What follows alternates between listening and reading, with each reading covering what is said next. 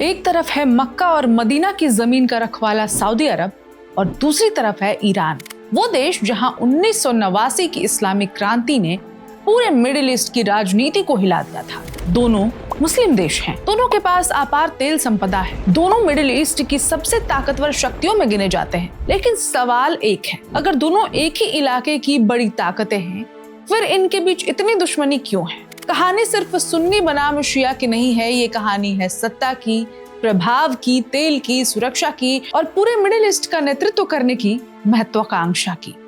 Middle east की राजनीति को समझना है तो सऊदी अरब और ईरान की प्रतिद्वंदता को समझे बिना तस्वीर अधूरी रह जाती है। ये सिर्फ दो देशों के बीच दुश्मनी की कहानी नहीं है, बल्कि इसमें धर्म, सत्ता, तेल, क्षेत्रीय वर्चस्व, सुरक्षा और वैश्विक राजनीति सब एक साथ जुड़े हुए हैं। 1979 के बाद दोनों देशों के रिश्ते दोस्ती और सहयोग से निकलकर अविश्वास, टकराव, प्रॉक्सी वार और फिर धीरे धीरे कूटनीतिक संवाद तक पहुंची। लेकिन कैसे? करीब 5 दशकों में इस रिश्ते ने कई करवटें ली हैं और इसका असर सिर्फ सऊदी अरब और ईरान पर नहीं बल्कि पूरे मिडिल ईस्ट पर पड़ा है।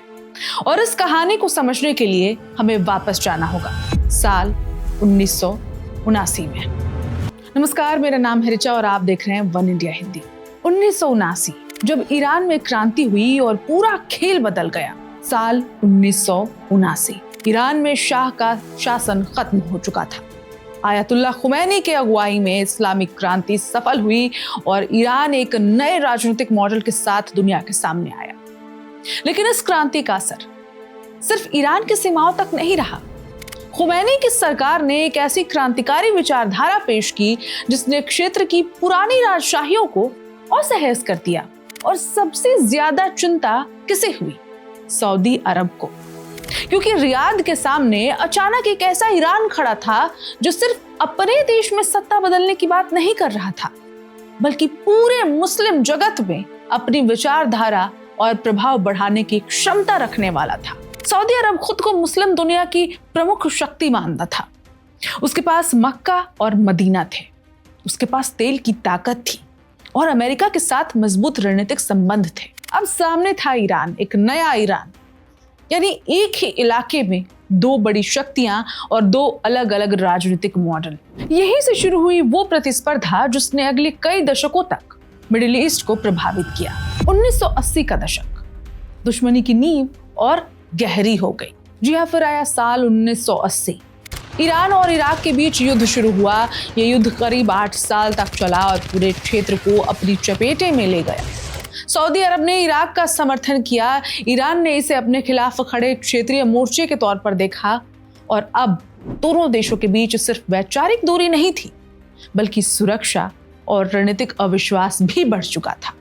और फिर 1987 में मक्का में हज के दौरान हुई हिंसक झड़पों ने रिश्तों को और खराब कर दिया। तनाव इतना बढ़ गया कि 1988 तक सऊदी अरब और ईरान के राजनयिक संबंध भी टूट गए। यानी जो दूरी 1979 में शुरू हुई थी वो अब खुले राजनयिक टकराव में बदल चुकी थी। 1990 का दशक, दुश्मन फिर बात करने लगे। जी हाँ, लेकिन मिडिल ईस्ट की राजनीति में एक चीज बहुत दिलचस्प है, यहाँ दुश्मनी हमेशा स्थायी नहीं होती है। 1990 में इराक ने कुवैत पर हमला कर दिया। अब स्थिति बदल चुकी थी। सऊदी अरब और ईरान जो खुद एक दूसरे से भिड़े हुए थे, दोनों ने इराक की आक्रामकता की आलोचना की। यहीं से दोनों के बीच बातचीत की एक छोटी सी खिड़की खुल गई। 1990 के दशक में संबंध धीरे धीरे सुधरने लगे।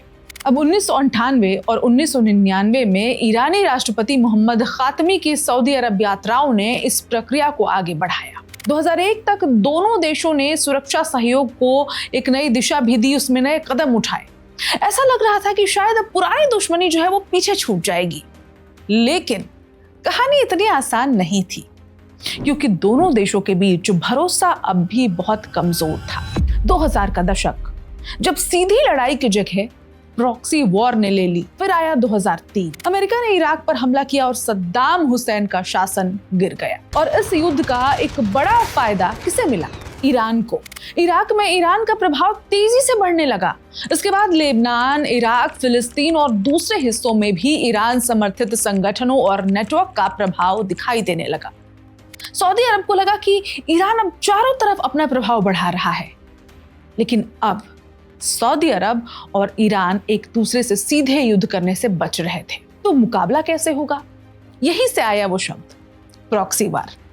मतलब लड़ाई सीधे दो देशों की सेनाओं के बीच नहीं, बल्कि अलग अलग देशों और संगठनों के जरिए लड़ी जाती। ईरान अपने सहयोगियों और समर्थित समूहों के जरिए प्रभाव बढ़ाता गया। सऊदी अरब ने भी अपने सहयोगियों और क्षेत्रीय गठबंधनों के जरिए इसका मुकाबला किया और धीरे धीरे इराक, लेबनान, सीरिया और यमन इस बड़ी प्रतिस्पर्धा के मैदान बनते गए। फिर आता है साल 2011, अरब स्प्रिंग। एक के बाद एक अरब देशों में सरकारों के खिलाफ आंदोलन शुरू हो गए। मिडिल ईस्ट की पुरानी राजनीतिक व्यवस्था हिलने लगी। लेकिन जहां आम जनता के आंदोलन थे, वहां कुछ ही समय में क्षेत्रीय शक्तियों की राजनीति भी घुस गई। सीरिया इसका सबसे बड़ा उदाहरण बना। ईरान ने बशर अल असद की सरकार का साथ दिया। सऊदी अरब ने असद विरोधी ताकतों का समर्थन किया। यानी सीरिया का गृह युद्ध धीरे धीरे सऊदी ईरान राइवलरी का एक बड़ा बैटलफील्ड बन गया। लेकिन असली विस्फोट अभी बाकी था। यमन, जहां राइवलरी ने खतरनाक रूप ले लिया। यमन में हूती आंदोलन मजबूत हो रहा था। सऊदी अरब ने हूतियों को ईरान समर्थित ताकत के रूप में देखा। 2015 में सऊदी नेतृत्व वाले गठबंधन ने यमन में सैन्य हस्तक्षेप भी किया। अब सऊदी अरब और ईरान की प्रतिद्वंदता सिर्फ राजनीतिक बयानबाजी तक नहीं रह चुकी थी। अब इसमें शामिल थे मिसाइल, ड्रोन, हवाई हमले, तेल के ठिकाने और एक बड़ा मानवीय संकट। यमन ने पूरी दुनिया को दिखा दिया कि सऊदी ईरान राइवलरी कितनी दूर तक जा सकती है। 2016 एक घटना और फिर टूट गए रिश्ते। जी हाँ, 2016 में रिश्ते फिर एक निर्णायक मोड़ पर पहुंच गए। सऊदी अरब ने शिया धर्मगुरु निम्न अल निम्न को फांसी दी। ईरान में इसका जबरदस्त विरोध हुआ। तेहरान में सऊदी राजनयिक मिशन पर हमला हुआ और उसके बाद सऊदी अरब ने ईरान से राजनयिक संबंध तोड़ दिए। एक बार फिर दोनों देशों के बीच जो दरवाजे थे वो बंद हो गए। अब मिडिल ईस्ट में तस्वीर साफ थी। एक तरफ सऊदी अरब और उसके सहयोगी, तो दूसरी तरफ ईरान और उसका क्षेत्रीय नेटवर्क, और इन सब के बीच था प्रॉक्सी वार्स का पूरा जाल। 2018-2019 जब राइवलरी का असर तेल की दुनिया तक पहुंचा। 2018 में अमेरिका ने ईरान परमाणु समझौते से खुद को अलग कर लिया। ईरान पर दबाव बढ़ा। सऊदी अरब ने अमेरिका के रुख का समर्थन किया। तनाव और बढ़ गया। फिर आया 2019। सऊदी अरब की महत्वपूर्ण तेल सुविधाओं पर ड्रोन और मिसाइल हमले हुए।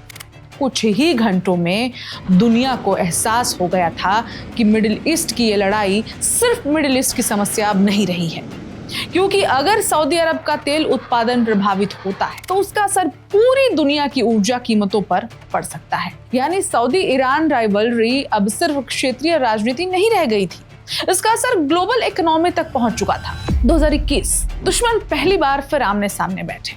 जी हाँ, और फिर कहानी में एक ऐसा मोड़ आया जिसकी शायद कुछ साल पहले तक किसी ने कल्पना भी नहीं की थी। 2021 में इराक की मध्यस्थता से सऊदी अरब और ईरान के बीच सीधी बातचीत शुरू हुई।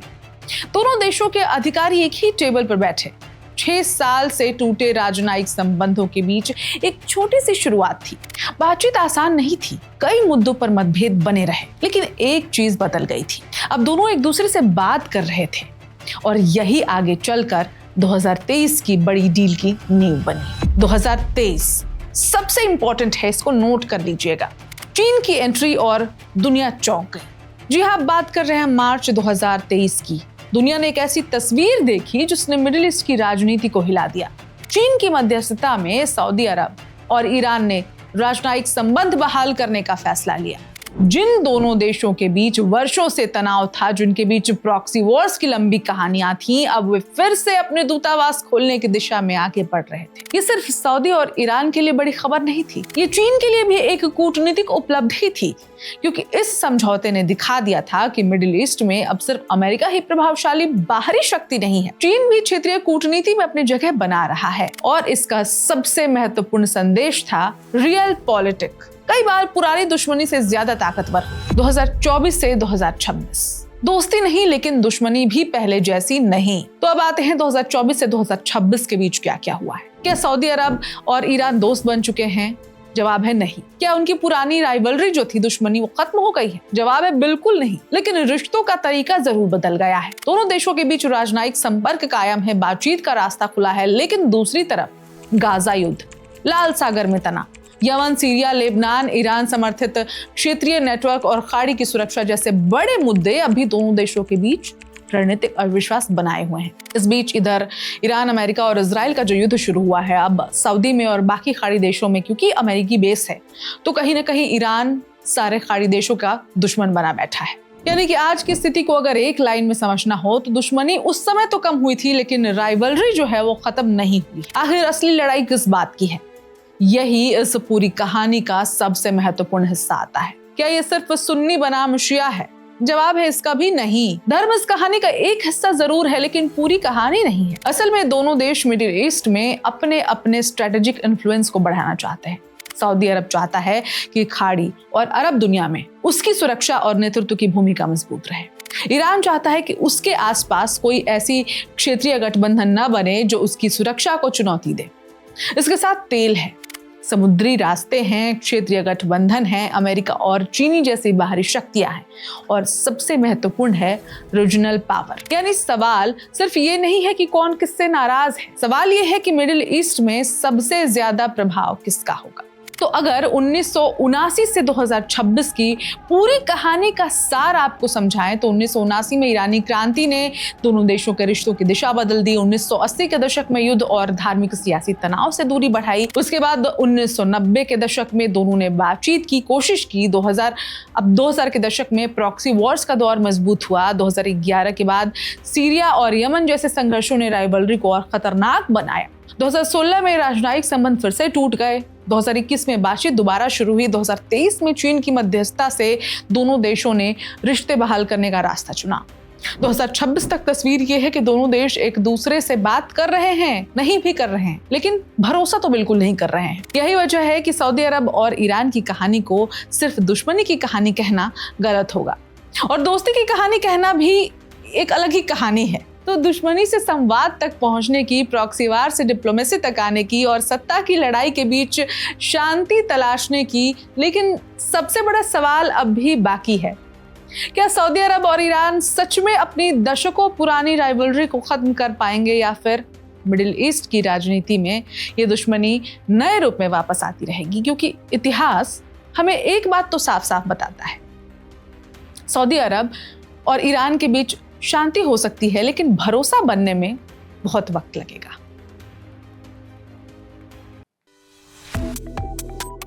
Subscribe to One India and never miss an update. Download the One India app now.